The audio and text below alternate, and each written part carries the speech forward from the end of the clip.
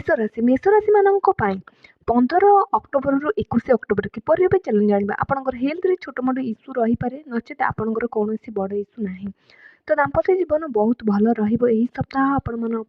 कौन गिफ्ट आपन को आपण पार्टनर दे पारती और क्यारियर बहुत भल रहा बिजी रहे निज कार्य व्यस्त रहे और कौन स्थान को यात्रा करें सप्ताह तो बृहस्पति राशि परिवर्तन होची आपन को 4th हाउस को आसुचंती तो चतुर्थ भाव रे जब बृहस्पति गोचर करती तो भूमि वाहन विद्यादायक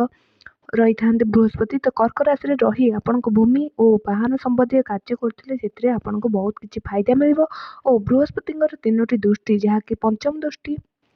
आपन को ऋण रू मुक्ति देव और टेंशन कम कर अटकी कार्य को पूरा कर और सप्तम दृष्टि आपंकर पद और धन लाभ देव तो धनतेरस आपंकर धन वर्षा निश्चिंत हो वर्ष तो नवम दृष्टि आपण स्थान परिवर्तन जोग रोचे आपण गाँव चक्कर आप कौन स्थान को जापारती बुलवा तो 48 दिन बृहस्पति